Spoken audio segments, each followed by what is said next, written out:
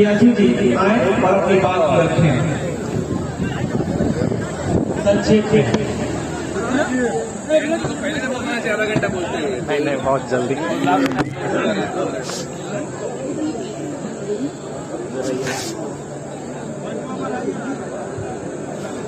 पूर्व राष्ट्रपति राजेंद्र बाबू, लोकनायक जयप्रकाश नारायण, बड़े पाए के शायर जमील मजहरी, स्वाधीनता संग्राम में अपना जीवन होम कर देने वाले मौलाना मजहरुल हक,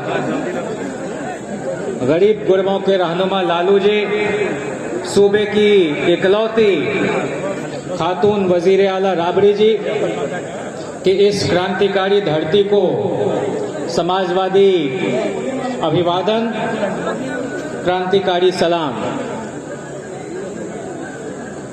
इस बार हमारे गठबंधन से जितने भी लोग चुनाव लड़ रहे हैं उनमें सबसे वरिष्ठ समाजवादी नेता, बिहार विधानसभा के साबिक स्पीकर, बिहार सरकार के पूर्व मंत्री और हम सबके अभिभावक अवध बिहारी चौधरी जी के समर्थन में आयोजित तेजस्वी जी की इस महती जनसभा में मौजूद यहाँ के अध्यक्ष विपिन कुशवाहा जी, विधानसभा और विधान परिषद के मौजूदा और साबिक सदस्य हरिशंकर जी, बच्चा पांडे जी, अमरनाथ जी, अमरजीत जी, रियाजुल हक जी, सत्यदेव राम जी, विनोद जायसवाल जी, भाई शारिकुल बारी जी, अर्जुन यादव जी, उमेश जी, नसीमा जी और मौजूद मेरे वरिष्ठ अभिभावकों, नौजवान साथियों, माताओं, बहनों और प्यारे बच्चों, आप सबको मालूम है कि यह चुनाव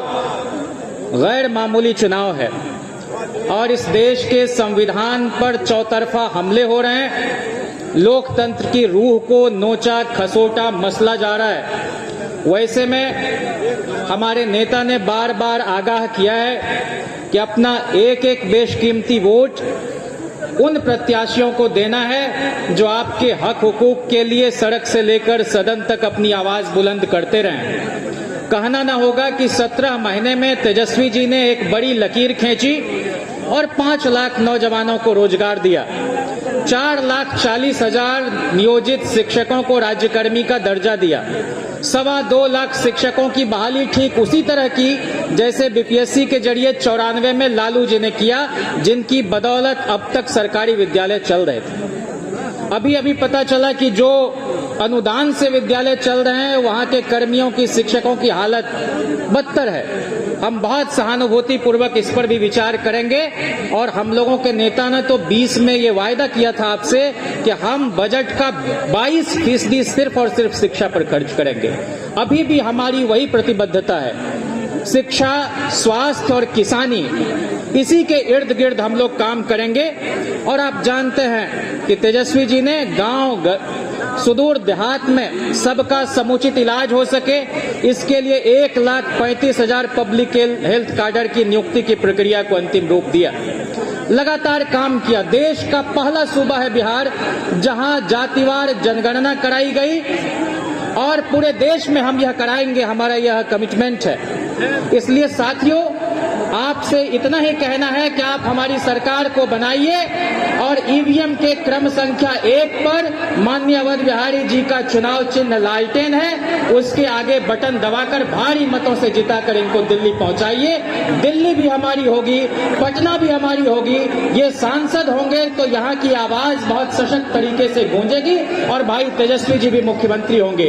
आखिर में एक ही बात कि हमारी पार्टी ने सबको सम्मान देने का काम किया है। लालू जी मुख्यमंत्री बने थे तो 28 अगड़े विधायकों में 18 को मंत्री बनाया, 63 पिछड़े अति पिछड़े में 31 को मंत्री बनाया, 12 मुसलमान में 8 को मंत्री बनाया, 22 दलित में 11 को मंत्री बनाया, 2 आदिवासी में दोनों को बनाया और राष्ट्रीय जनता दल भारत का इकलौता राजनीतिक दल है जिसने अपने सांगठनिक चुनाव में अति पिछड़ों को, दलितों, आदिवासियों को आरक्षण दिया 45%। हम चाहते हैं हर वर्ग के अंदर से नेतृत्व उभरे और सिवान एक बार फिर से राष्ट्रीय मानचित्र पर बहुत ही दमदार मौजूदगी अपनी दर्ज कराए। और इसके लिए हमारे अभिभावक अवध बिहारी चौधरी जी जब यहाँ से चुनकर जाएंगे तो राजेंद्र बाबू की धरती को, मजरूल हक साहब की धरती को, मजहरी साहब की धरती को एक नई प्रतिष्ठा और नई ऊंचाई मिलेगी।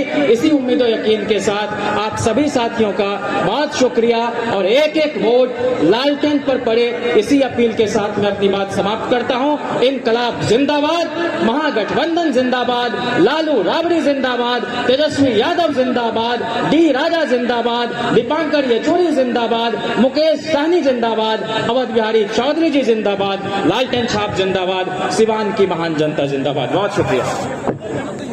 बहुत बहुत धन्यवाद। अब मैं अगले वक्ता के साइकिल साइकिल